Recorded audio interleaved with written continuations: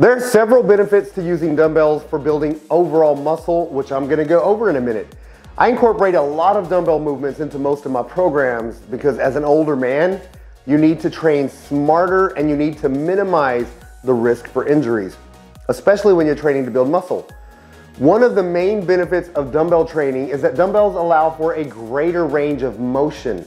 A lot of people, when they're doing barbell exercises, they tend to cheat the movement slightly and don't incorporate a deep stretch within the exercise. This is good and bad. The good thing with a minimal range of motion using a barbell is that it takes some of the stress off of your joints.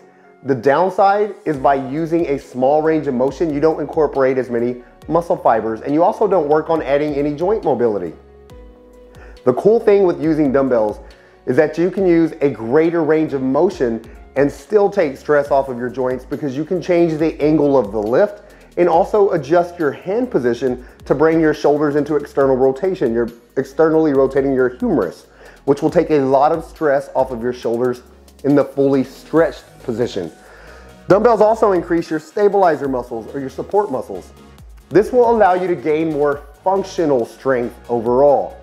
Also, dumbbells allow you to build both sides of your body equally, which leads to better balance and better symmetry. And the last benefit I want to mention before I go into some of my favorite dumbbell exercises that I'm going to recommend is that using dumbbells creates a more optimal movement pattern. When you use a barbell, for instance, the bar keeps you in a fixed position, one movement pattern. You take the bar from point A to point B in a straight up and down motion. Dumbbells allow your body to move the weight in a natural pattern. In the bench press, for example, at the bottom of the lift, you have the dumbbells out wide, and as you drive the weight up, you actually bring the weight up and then across the front of your body, and this is how your chest is designed to move, wide across. So this allows for a much more natural movement, which provides a more optimal contraction. Okay, now for my top 7 dumbbell exercises. First, we'll start with a squat variation. I like the goblet squat because it works the quads, hams, glutes, core, upper back, and even helps with your hip mobility. The key with this exercise is to keep the dumbbell as close to your body as possible, keep your core tight throughout the entire movement, and keep your torso in an upright position. Once you've got these things in place, then you hinge at the hips by driving your glutes back, and then you slowly lower down into a squat position.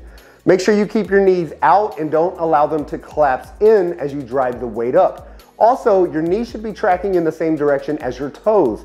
This will help stabilize your knees. The second exercise on this list is the dumbbell deadlift. I like deadlifts as an overall body exercise. However, I don't like the barbell deadlifts because it can create a ton of stress on your lower back and your knees if you don't execute it correctly. Also, not everyone is built with the identical anatomical structure, so some people shouldn't do barbell deadlifts at all. That being said, I like the dumbbell version a lot. It's a multi-joint lift and provides hormonal benefits, muscle building, and metabolic boosting benefits as well. The key to executing a dumbbell deadlift correctly is to keep your dumbbells close to your body. Also, like the squat, you want to make sure you're hinging at the hips when you do this exercise, as opposed to just bending over at the waist. Keep your core tight, shoulders back, chest out throughout the entire exercise as well. The last thing to focus on is making sure you keep your hips up higher than your knees. A lot of this will depend on the length of your femur, but if you drop your hips too low and you basically turn this into a dumbbell squat, and it becomes a bigger quad exercise and not a true full body exercise. The third exercise is the dumbbell bench press. The thing I want you to focus on with this exercise is to utilize a neutral grip. Also, keep your elbows out wide and then really focus on stretching your chest at the bottom of each rep. By keeping your palms facing each other, this will help open up your shoulders and will allow you to get a deeper stretch without the shoulder strain. As you bring the weight back up, imagine bringing your biceps up and then towards each other at the top of the movement. This will help create a huge contraction at the top of each movement. The fourth exercise is the dumbbell back row. If you have any lower back issues currently, then do this exercise on an incline bench as a chest supported back row. However, If you don't have back issues, then go ahead and do this exercise without the support because it will actually help strengthen your lower back and your entire core. The main focal point with this exercise is to hinge at the hips again and then bend over, but maintain about a 45-degree angle. This will keep your lower back from becoming too stressed.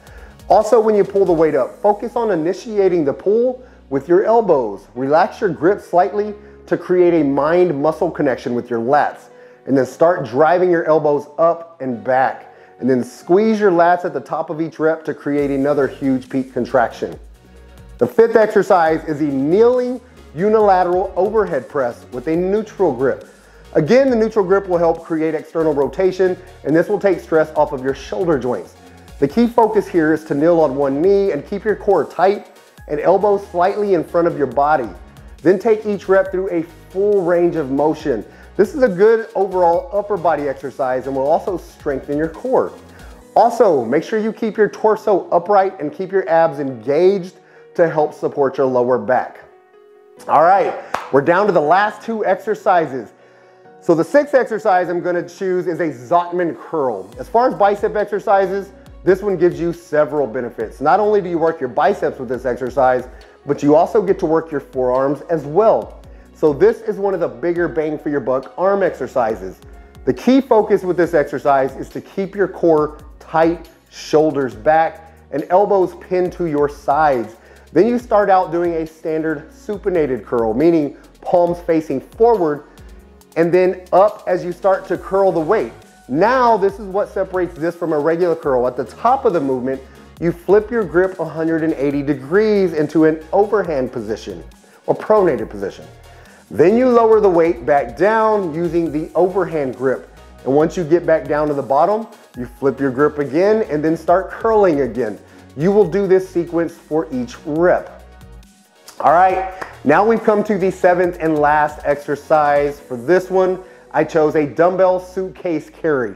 This is similar to a farmer carry. However, for this exercise, you carry one dumbbell instead of two.